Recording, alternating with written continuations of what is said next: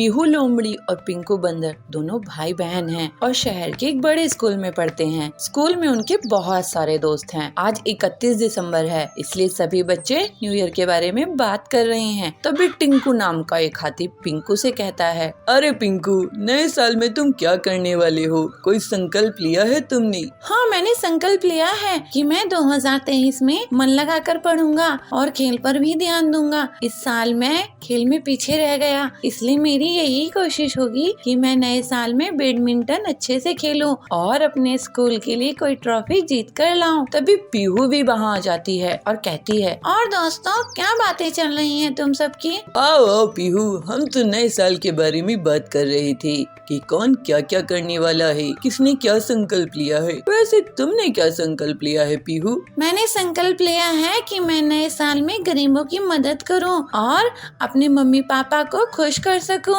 और इस बार क्लास में फर्स्ट भी आऊं। बच्चों के बीच ऐसे ही बातें चल रही थी। उसके बाद उनकी छुट्टी हो जाती है और पीहू और पिंकू अपने घर आ जाते हैं, जहाँ वो देखते हैं कि सोसाइटी के बहुत सारे लोग उनके घर पर इकट्ठा हुए हैं। मम्मी, ये सब यहाँ घर पर क्यों जमा हुए हैं? कुछ है क्या आज? हाँ बच्चों, आज न्यू ईयर की पार्टी है ना घर पर, इसलिए ये सभी आए हुए हैं। आदमी लोग घर की सजावट कर रहे हैं और हम औरतें खाना बना रही हैं। देखो, मैंने तुम्हारी पसंद का गाजर का हलवा भी बनाया है और हाँ, तुम्हारे दोस्त भी आए हुए हैं। जाओ जाकर देखो कमरे में। बच्चे बहुत खुश हो जाते हैं और अपने कमरे में जाकर देखते हैं, जहाँ उन्हें उनकी सोसाइटी के दोस्त बैठे हुए मिलते हैं और सब गुब्बारे फुला रहे थे। अरे दोस्तों, कैसे हो तुम? हम तो अच्छे हैं, तुम कैसे हो? पता है, हम कब से तुम्हारा इंतजार कर रहे हैं। चलो आओ, गुब्बारे फुलाते हैं। पिंकू और पीहू गुब्बारे फुलाते हैं। उधर सभी औरतें मिलकर खाना बना रही थी। बच्चों के पापा कह रहे थे कि सारा खाना बाहर से ऑर्डर कर लेते हैं, पर मैंने कहा नहीं, बस केक और कुछ मिठाई और पीने के लिए कुछ कोल्ड ड्रिंक ऑर्डर कर लेते हैं। बाकी तो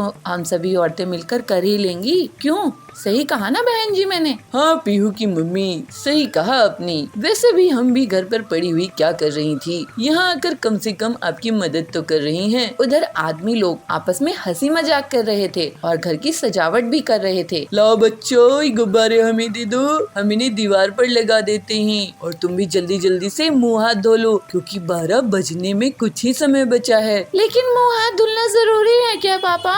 और क्या बच्चों, अभी तो आपकी सुंदर सुंदर फोटो आएगी। बच्चे मुंह हाथ धुलकर बैठ जाते हैं और 12 बजते ही मम्मी पापा सभी के साथ मिलकर केक काटते हैं और सभी में केक परोसते हैं। केक बहुत ही टेस्टी था। उसके बाद सभी मिलकर पटाखे फोड़ते हैं। पीहू और पिंकू बहुत खुश थे। पटाखे फोड़ने के बाद सभी मिलकर सफाई कर्मी, गार्ड और गरीब लोगों को उपहार देते हैं और उनसे गले मिलते हैं। इन सभी के बाद वह उन सभी लोगों की फोटो खींचते हैं। चलो चलो, बहुत हो गई फोटो, अब खाना खा लेते हैं, बहुत जोरों की भूख लग रही है। अरे पापा, अभी तो फोटो खींचना शुरू किया था, हमारी भी तो फोटो खींचनी है ना। फोटो तो बाद में भी खींच लेंगे, अभी खाना खा लो, नहीं तो ठंडा हो जाएगा और फिर खाने में वो स्वाद नहीं आएगा। समझ गए ना बच्चों? चलो चलो, खाना खा लो। भाई साहब, आप भी आ जाइए, चलिए खाना खा लेते हैं। सभी मिलकर खाना खाते हैं और खूब मस्ती करते हैं, साथ ही गाना बजाना भी होता है और इस तरह सभी लोग मिलकर नए साल का स्वागत करते हैं। Happy new year. सुंदर जंगल में शेरा का बहुत आतंक था। सभी जानवर उसके गुस्से से बहुत डरते थे। उसी जंगल में एक समझदार खरगोश रिंकू रहता था। रिंकू हमेशा अपनी चालाकी से बड़े बड़े जानवरों से अपनी जान बचा लेता था, लेकिन वो हमेशा दूसरे छोटे जानवरों की मदद करता था। इस वजह से सभी जानवर उसको बहुत पसंद करते थे। एक दिन रिंकू जंगल में टहल रहा था, तभी उसे छोटू और उसकी पत्नी दिखाई दिए। छोटू भैया, छोटी भाभी, कहाँ घूम रहे हो? कुछ नहीं रिंकू, हम तो ताजी घास और फलों की तलाश में आए हैं। यहाँ की घास तो बहुत हरी भरी है, हम तो सोच रहे थे कि यहीं पास बस जाए। आप लोग क्या शेरा के बारे में नहीं सुने हो? ये उसी का इलाका है। अगर उसने आप दोनों को देख लिया तो आपकी खैर नहीं। शेरा तो बहुत ही क्रूर है।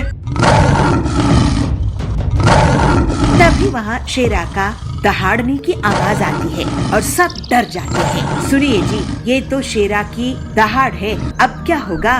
आप दोनों उस पेड़ के पीछे से भाग जाओ। और फिर दोनों पति पत्नी एक पेड़ के पीछे से भाग जाते हैं। रिंकू खरगोश, यहाँ पर 2 जानवर आए थे, मैं उनका शिकार करने आया हूँ। क्या तुमने उन्हें देखा है? जी शेरा जी, मैंने उन्हें उस रास्ते से जाते हुए देखा।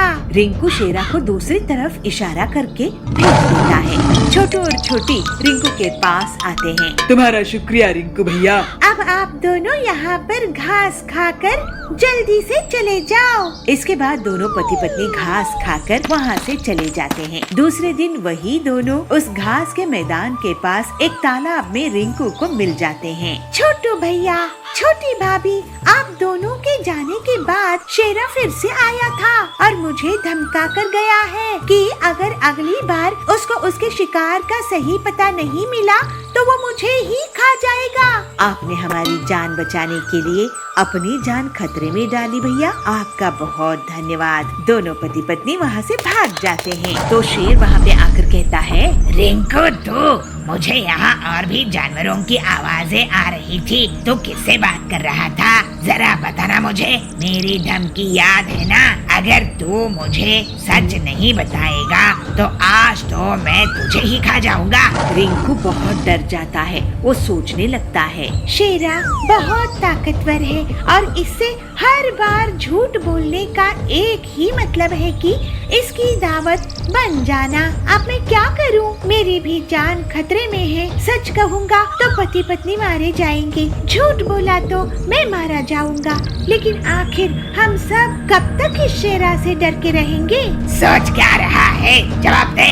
शेरा जी, मैं पानी से बात कर रहा था, आप भी बात करके देख लो। पानी से? पानी में क्या है? आप ही देख लो, उसमें शायद आपको शिकार करने के लिए कोई मिल जाए। शेरा पानी में झांक कर देखता है। मुझे तो कुछ नहीं दिख रहा है। रिंकू इशारों से छोटू और छोटी को बुलाता है। ध्यान से आगे जाकर देखो शेरा जी, आपका शिकार है वहाँ। शेरा जैसे ही थोड़ा और आगे बढ़ता है तभी उसे पीछे से रिंकू और छोटू छोटी धक्का दे देते हैं और उसको तालाब में गिरा देते हैं। मुझे बचाओ, मुझे तैरना नहीं आता है, मुझे बचाओ। शेरा डर के कारण चिल्लाने लगता है। उसकी आवाज सुनकर बहुत से जानवर आते हैं। शेरा, तुम सबको डराते हो, अपनी ताकत का तुम्हें बहुत घमंड है। अगर तुम हम सबको तंग करना छोड़ोगे तभी तुम्हें बचाएंगे। इसको मत बचाओ रिंकू। नहीं छोटू भाई, पूरे जंगल के सामने ये मदद मांगकर साबित कर चुका है कि इसको भी डर लगता है। मैं वादा करता हूँ कि मैं तंग नहीं करूँगा। और फिर सबके सामने रिंकू रस्सी फेंककर शेरा को बचाता है। शेरा शर्मिंदा हो जाता है और फिर वो कभी भी अपनी ताकत का गलत इस्तेमाल नहीं करता है और पूरे जंगल में अब रिंकू की सूझबूझ की तारीफ होने लगती है। इसी तरह से रिंकू इतनी मुश्किल में भी अपनी हिम्मत और होशियारी से मुसीबत खत्म करने में कामयाब होता है।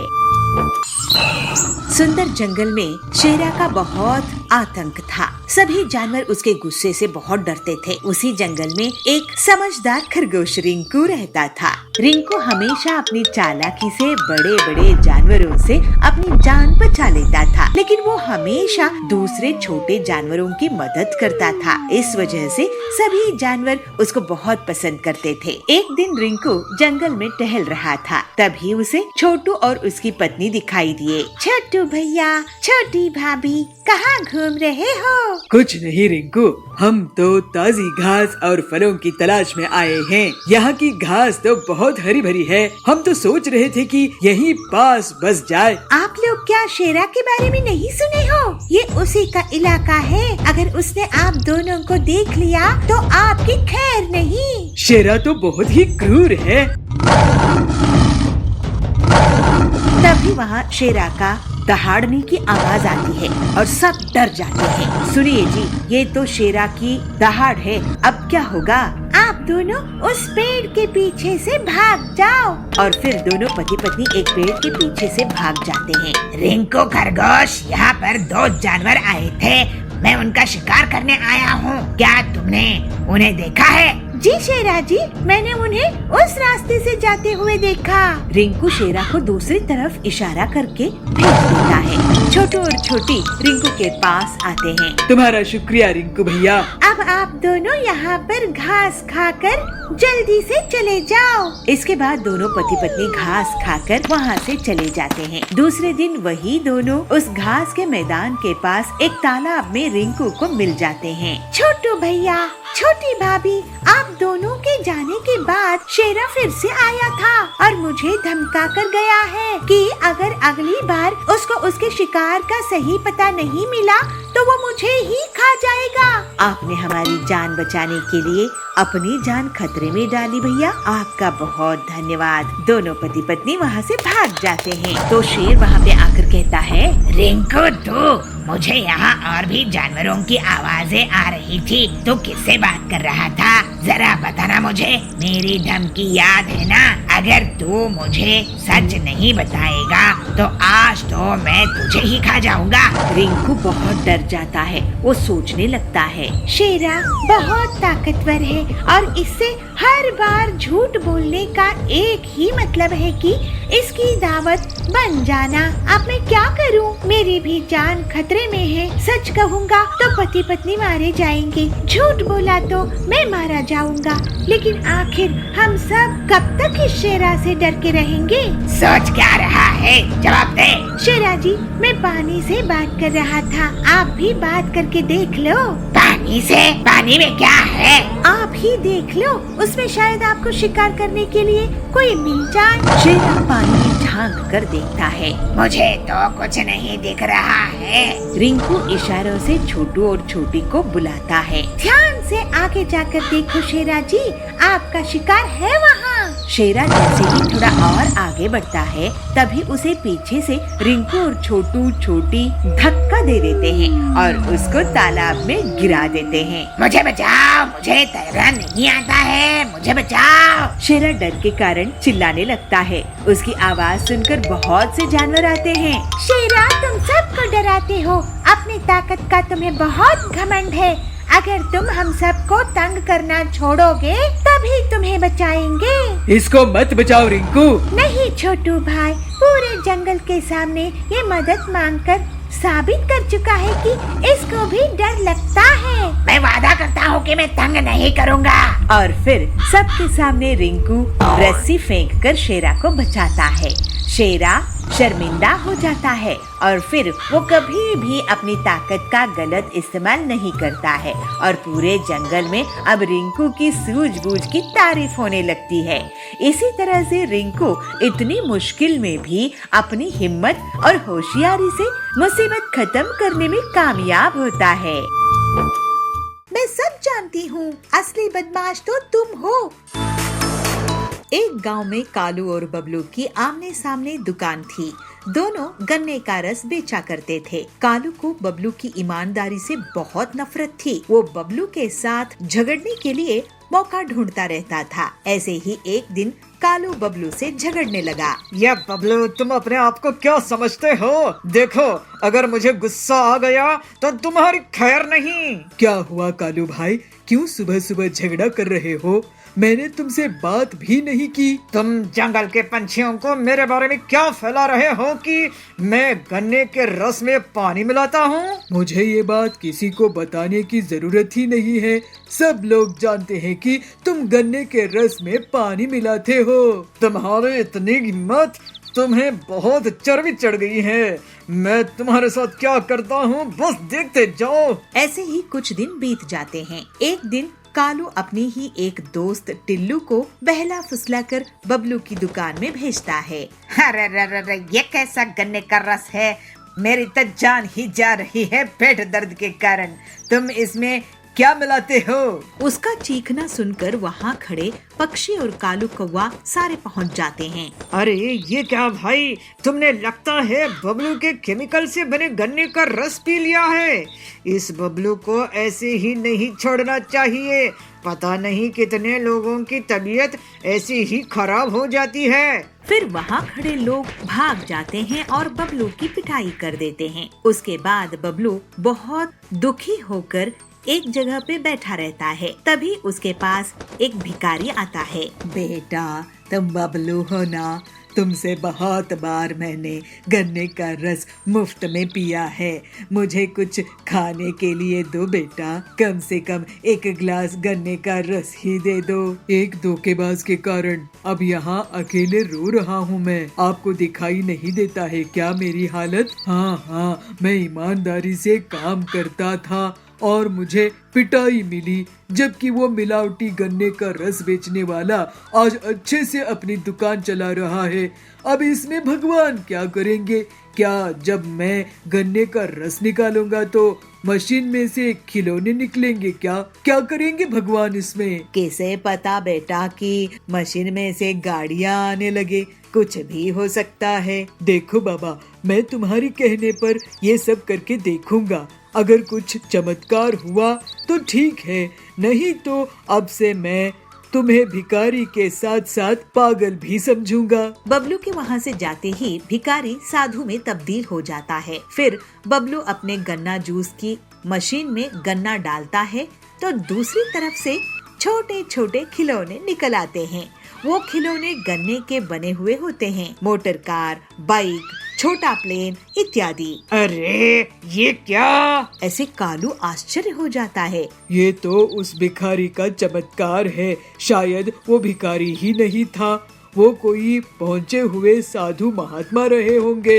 वहाँ पे पहुँचे हरिया काका कहते हैं, बेटा तुम्हारे खिलौने तो बहुत ही सुंदर हैं। ऐसे तो मैंने पहले कभी नहीं देखे जो गन्ने से बने हुए हो। मेरे पोते के लिए तो 2 खिलौने दे ही दो। हाँ हरिया काका, ये लो। इसके बाद एक ग्राहक आते जाते हैं और बबलू की दुकान में भीड़ बढ़ जाती है और पंछी लोग मिलकर उससे माफी मांगते हैं। अरे आप मुझसे बड़े हैं, आप मुझसे माफी नहीं मांगिए। ये सब किया कराया कालू का है। इसके बाद से तो बबलू की दुकान चल निकलती है। उसके यहाँ बच्चों की भीड़ इकट्ठा होने लगती है और सभी उसके खिलौनों का मजा लेते रहते हैं। ये बबलू, ये क्या चमत्कार है? तुमने लगता है किसी तांत्रिक को पकड़ के गांव वालों को मूर्ख बनाने की ठान ली है और उनसे पैसे हड़पने की सोच रहे हो। तुम अपने आप को क्या समझते हो? देखो गांव वालों, ये कोई मांत्रिक की मदद से ऐसा कर रहा है। ये इसका आप सबको लूटने का प्लान है। इसको पीट दो। नहीं, ऐसा कुछ भी नहीं है। ऐसा ही है, पीटो इसे। तभी वहाँ गांव की मुखिया पीलू आ जाती है। पीलू को देखकर सब चुप हो जाते हैं। कालू, तुम हद से ज्यादा बदमाश हो गए हो। मैं गांव में नहीं थी तो तुमने अपने से ही बबलू को सजा दे दिया, उस पर गलत सलत इल्जाम लगाया। मैं सब जानती हूँ, असली बदमाश तो तुम हो। तुम्हारी गन्ने का रस पीकर मेरे बच्चों की तबीयत खराब हो गई थी। असल में तुम अपने गन्ने के रस में केमिकल मिलाते हो। ये देखो लैब रिपोर्ट। पीलू सबको गन्ने का रस का रिपोर्ट दिखाती है। उसमें मिलावटी होना पाया गया था। सभी गांव वाले कालू को पीट देते हैं। बबलू, तुम्हें लगता है किसी साधु महात्मा का आशीर्वाद मिला है। तुम नेक दिल के ईमानदार व्यक्ति हो। अब से तुम ऐसे ही खिलौने बेचा करो। इसके बाद से बबलू पूरी मेहनत करके गन्ने की मशीन से नए नए खिलौने बनाने लगा और उसकी दुकान बहुत अच्छे से चलने लगी। इस तरह से गांव में उसका बहुत नाम हो गया और वो जल्द ही दौलतमंद भी हो गया। फिर वो खुशी खुशी अपना जीवन बिताने लगा। तो कालू बोलता है, अब पीलू अपने घर में दुखी थी। सुनिए, अगर ऐसे ही रासायनिक केमिकल खरीदने वालों को यहाँ इकट्ठा करता हूँ, फिर तुम्हारी दुकान वैसे भी नहीं चलती है। कालू अचानक से इतने बड़े फल कहाँ से ले आया? अच्छा, तो ये बात है। ये तो सरासर धोखा है कालू। जमनापुर गांव के जंगल में पति पत्नी पीलू और बबलू फल बेचने का काम करते थे। वो लोग अपने घर के पीछे फलों की खेती करते थे। उनके खेत में बिना केमिकल वाली ऑर्गेनिक खेती ही हुआ करती थी। फिर दोनों पति पत्नी ठेले में फल बेचने का काम करते थे। उनकी दुकान बहुत अच्छे से चल रही थी और ग्राहकों की हमेशा से भीड़ लगी रहती थी। पीलू और बबलू की दुकान के सामने कालू कव्वे का भी दुकान थी, लेकिन उनकी दुकान में ग्राहक कम आते थे क्योंकि क्योंकि वो महंगा फल बेचा करता था। मैं ऐसा क्या करूं कि इन दोनों बिगदी चिड़ियों की दुकान से ज्यादा मेरी दुकान में लोग आए। पीलू अपने ग्राहकों से बहुत अच्छे से बात किया करती थी और हमेशा उन्हें पूरी ईमानदारी से तोल कर फल दिया करती थी। दीदी, मुझे 2 किलो सेब दो, मकर संक्रांति के व्रत के लिए चाहिए। तो पीलू कहती है, हाँ बबलू भाई, ये लो 2 किलो सेब, मकर संक्रांति के व्रत के लिए।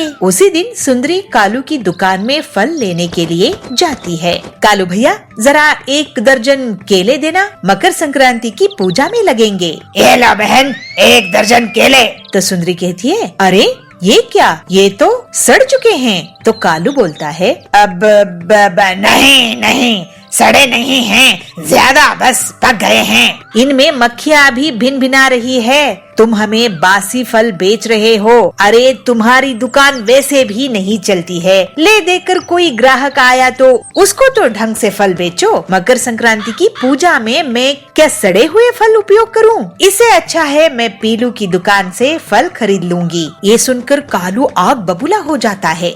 सुंदरी वहाँ से चली जाती है। ये पीलू की वजह से मेरी दुकान ही बंद हो जाएगी, मुझे कुछ करना पड़ेगा, नहीं तो मैं बर्बाद हो जाऊंगा। कालू परेशान होकर अपने घर जाता है और अपनी पत्नी हरी तोती को अपनी परेशानी बताता है। तो हरी तोती कहती है, त्योहार की समय फल नहीं बेच पाओगे तो कब बेचोगे? पीलू चिड़िया को हराने के एक ही तरीका है, तुम रसायन यानी केमिकल से अपने फल पकाओ, जिसे वो दिखने में बड़े बड़े हो जाएंगे और लोग उसके लिए ज्यादा दाम भी दे देंगे। कालू कहता है, वाह क्या आइडिया है। इसके बाद कालू तुरंत ही रासायनिक केमिकल का एक बोरी पाउडर शहर से खरीद कर ले आता है। रात में वो अपने फलों में उसको छिड़का देता है और सुबह तक उसके फल बहुत बड़े बड़े हो जाते हैं। कालू उनको ले जाकर अपनी दुकान में सजा देता है। अरे कालू भैया, ये इतने बड़े बड़े फल कहाँ से ले आए हो?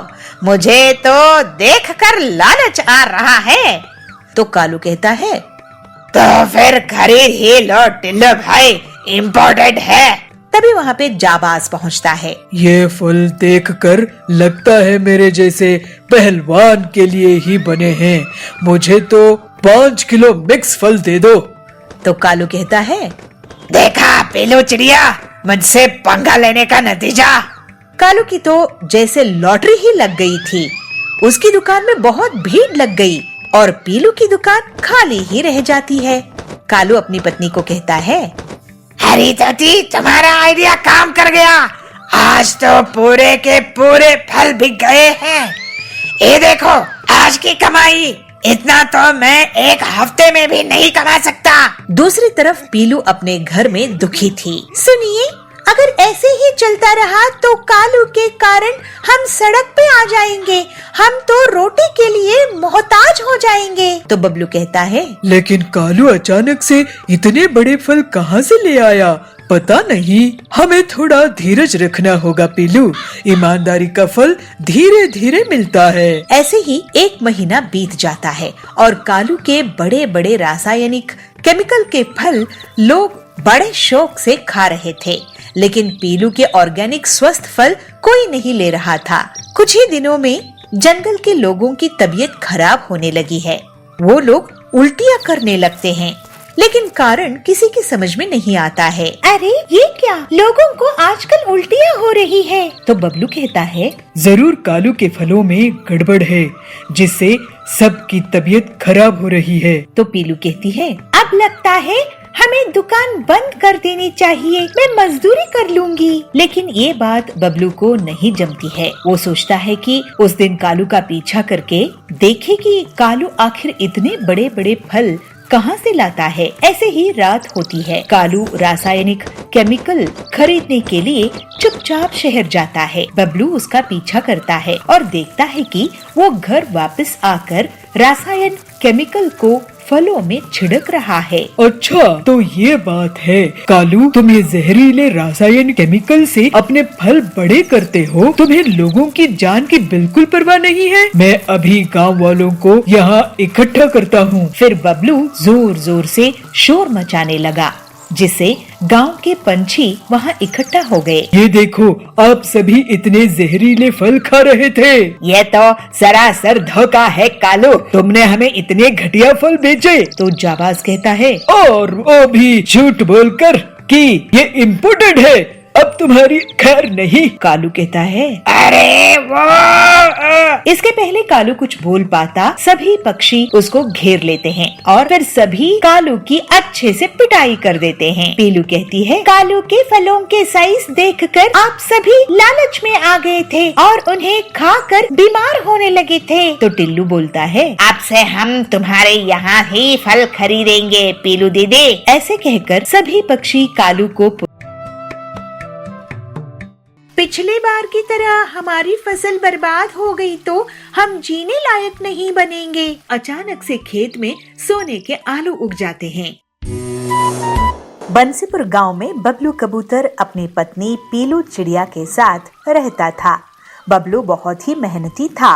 वो साल भर मेहनत करके किसानी करता था, अपनी फसल बेचकर अपना घर चलाता था। पीलू, इस बार मैंने आलू की फसल बोई है और खाद और सिंचाई का भी खास ख्याल रखा है। तुम देखना, इस बार बहुत बढ़िया फसल होगी। भगवान करे ऐसा ही हो, नहीं तो अगर पिछली बार की तरह हमारी फसल बर्बाद हो गई तो हम जीने लायक नहीं बनेंगे। हमारे ऊपर वैसे ही बहुत उधार है। पीलू के घर के पास ही सुंदरी रहती थी। वो पीलू की गरीबी का मजा लेती थी। एक दिन सुंदरी कहती है, पीलू बहन, बबलू भाई, ये मैं क्या सुन रही हूँ? आप लोगों के ऊपर इतना उधार है। ऐसा करो पीलू बहन, मेरे घर आज कुछ मेहमान आने वाले हैं।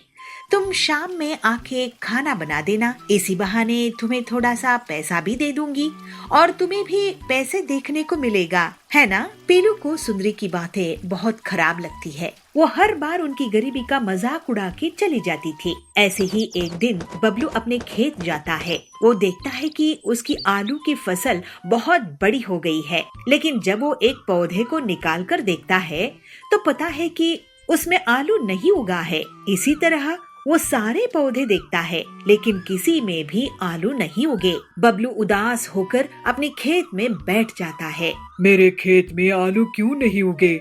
ऐसे तो मैं बर्बाद हो जाऊंगा। मेरे खेत में आखिर फसल क्यों नहीं होती है? ऐसे वो सोच में पड़ जाता है। ऐसे ही सोचते बबलू रोने लगता है। जैसे ही उसके आंसू मिट्टी में गिर जाते हैं तो अचानक से खेत में सोने के आलू उग जाते हैं। आश्चर्य होके बबलू कहता है, अरे भगवान, तेरे बहुत बहुत शुक्रिया। मेरे खेत में तो सोने के आलू उगाए हैं। अब मेरी गरीबी दूर हो जाएगी। फिर बबलू एक बोरी में सोने के आलू भर लेता है और घर लेकर जाता है। बबलू एक सोने का आलू बेचकर घर का राशन ले आता है और पूरा कर्ज भी चुका देता है। लेकिन वो सोने के आलू वाली बात पीलू को नहीं बताता है।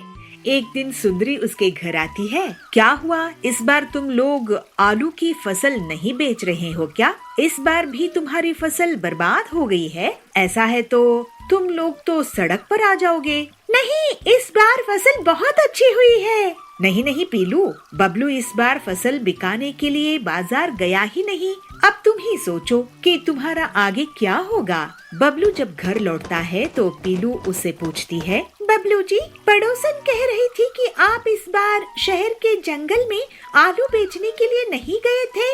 अगर हमारी आलू की फसल हुई ही नहीं है तो अपने घर का राशन कहाँ से लेकर आए हो? इसके बाद बबलू पीलू को सोने के आलू से भरी हुई एक बोरी दिखाता है। खिड़की में से सुंदरी भी उस सोने के आलू की बोरी को देख लेती है। अरे, इनके पास तो बोरी भरकर सोना है, ये तो मेरे पास होना चाहिए। ऐसा सोचकर वो उनके घर जाती है। तुम दोनों गरीबों को खाना नसीब हो रहा होगा। ऐसा करो, तुम मेरे घर खाना खाने आ जाओ। सुंदरी को पीलू और बबलू मना नहीं कर पाते हैं और उसके घर चले जाते हैं। वहाँ सुंदरी उन्हें बहुत बड़ी थाली परोसकर लेकर आती है और उन्हें खाने के लिए देती है। जब दोनों पति पत्नी खा रहे होते हैं, वो चुपचाप उनके घर चली जाती है और सोने के आलू चुराने की कोशिश करती है, लेकिन जैसे ही वो आलू उठाती है, एक आलू पत्थर में बदल जाता है और उसके पैर पर गिर जाता है। उसके चीखने की आवाज सुनकर पीलू और बबलू वहाँ जाते हैं।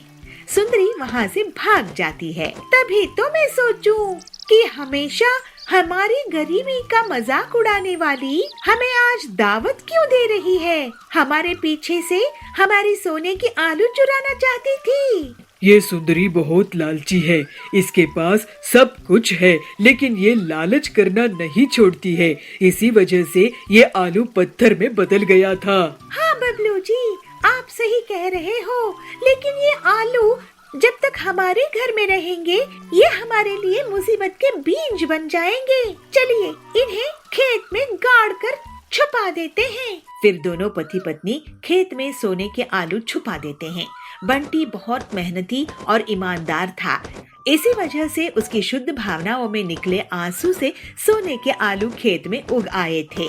वहीं दूसरी तरफ सुंदरी का मन काला था, इसी वजह से उसके छूते ही सोने के आलू पत्थर में बदल गए। अब बबलू और पीलू की गरीबी दूर हो गई थी और वो दोनों खुशी खुशी रहने लगे।